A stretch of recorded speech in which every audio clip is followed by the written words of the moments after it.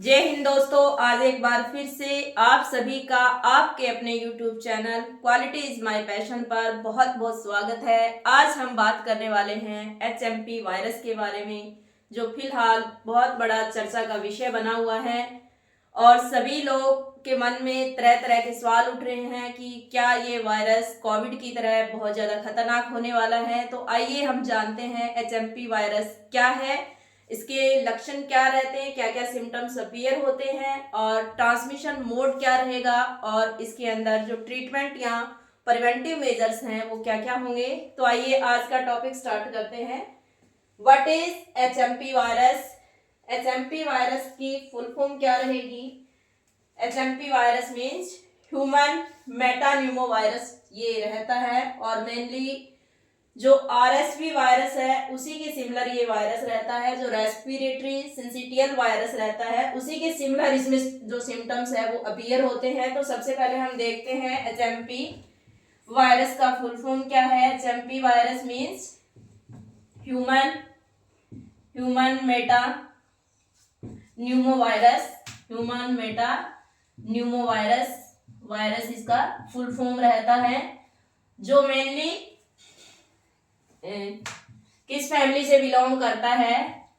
जो न्यूमोविरिडिए जो फैमिली है मेनली इसी से ये बिलोंग करता है।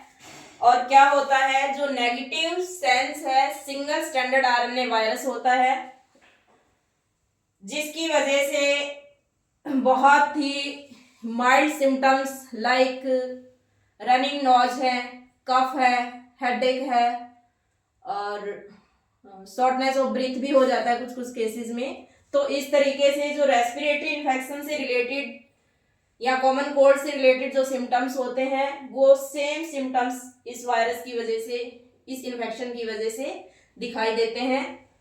तो हम देख लेते हैं कि ये जो वायरस है वो किस किस एज ग्रुप को अफेक्ट कर सकता है। मेनली तो ये सभी एज ग्रुप्स को इफेक्ट कर सकता है, लेकिन ज्यादातर जो खतरा जिनके लिए हो सकता है वो इन्फेंट्स हो सकते हैं, ओल्ड एजेस जो हैं, या जो इम्यूनो कॉम्प्रोमाइज पेशेंट्स हैं जिनको बार बार हॉस्पिटलाइजेशन की जरूरत भी पड़ रही है, उन पेशेंट्स के लिए हो सकता है ये वायरस थोड़ा खतरनाक हो सकता है। लेकिन बहुत ज्यादा डरने वाली इससे कोई बात नहीं है, क्योंकि बिल्कुल ये सीजनल है। विंटर सीजन्स के अंदर ये मेनली सर्कुलेट करता है, जो कूलर मंथ्स होते हैं मेनली उन्हीं के अंदर इसका जो सर्कुलेशन है वो बहुत ज्यादा होता है। और अगर प्रिवेंटिव मेजर्स को फॉलो करते हुए आप इस वायरस से निजात पा सकते हैं, तो बिल्कुल ये सिमिलर है जो RSV वायरस होता है उसी के।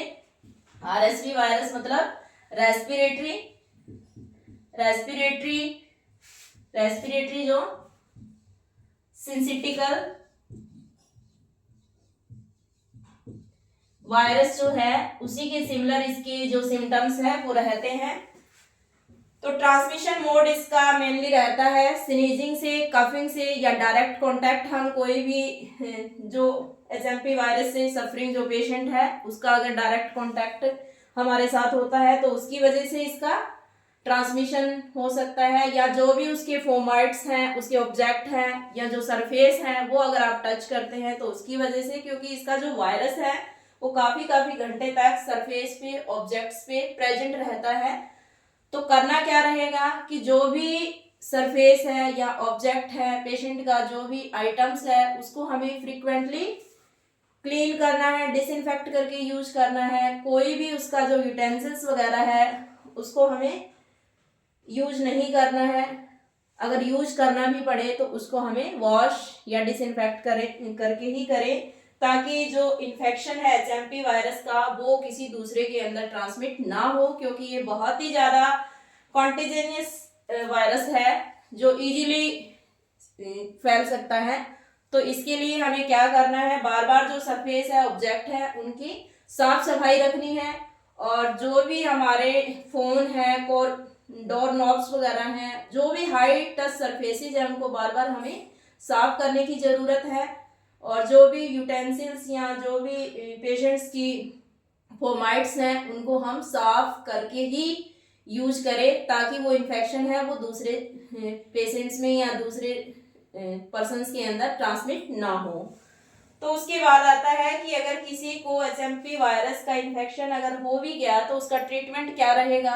ट्रीटमेंट सिम्टोमेटिक रहेगा, स्पॉटिव ट्रीटमेंट रहेगा। अगर कफ है तो कफ की दवा होगी, अगर फीवर है तो फीवर को मैनेज करने के लिए मेडिकेशन दी जाएगी। हाइड्रेटेड पेशेंट को रखना है, प्रॉपर रेस्ट पेशेंट करें, प्रॉपर उसकी ऑक्सीजन है वो मेंटेन रहे। इस तरीके से जो स्पॉटिव ट्रीटमेंट है वो सफिशिएंट होता है HMP वायरस के साथ जो भी पेशेंट सफ़र कर रहे हैं उनके लिए। लेकिन कुछ पेशेंट जो इम्यूनो कॉम्प्रोमाइज्ड हैं या लंग इन्फेक्शन के साथ पहले से ही कोई ट्रीटमेंट ले रहे हैं उनके लिए ये हो सकता है, थोड़ा खतरनाक हो सकता है। लेकिन अगर समय रहते हॉस्पिटलाइजेशन करवा दिया जाए, पेशेंट को समय रहते डॉक्टर से कांटेक्ट कर लिया जाए तो इस वायरस से बचा जा सकता है। तो दोस्तों, जैसा कि हमने देखा, इस वायरस की वजह से बहुत ज़्यादा खतरा किसी को भी नहीं है। अगर समय रहते हम जो भी प्रिकॉशंस इसके बारे में बताए जा रहे हैं उनको फॉलो करते हैं तो खुद को, अपने परिवार को, अपनी सोसाइटी को, अपने देश को हम इस इन्फेक्शन का जो आउटब्रेक है उससे बचा सकते हैं। बहुत ज़्यादा क्राउड वाली जगह पे, बहुत ज़्यादा भीड़ भाड़ वाली जगह पे ना जाएं। अगर जाना भी पड़ा तो अपना जो नोज है, माउथ है, उसको कवर करके रखें, बार बार हाथ धोएं और जो भी सामान खाने का बाहर से लेके आ रहे हैं उनको वॉश करें। और जो भी सरफेसेस आपको लग रहा है कंटामिनेट हो सकता है, पूरी साफ सफाई का ध्यान रखिए। नॉर्मल से जो प्रिकॉशंस हैं, प्रिवेंटिव मेजर्स हैं, उनको हम फॉलो करके इस वायरस से बच सकते हैं और दूसरों को भी बचा सकते हैं। तो मैं आशा करती हूँ आज का जो वीडियो है वो आप सभी के लिए बहुत ही इंफॉर्मेटिव रहा होगा और आशा करती हूँ कि आप खुद को, अपने परिवार को और अपने देश को इस वायरस के बारे में जो भी अफवाह हो उसको फैलाने से जरूर रोकेंगे। Thank you, have a nice day.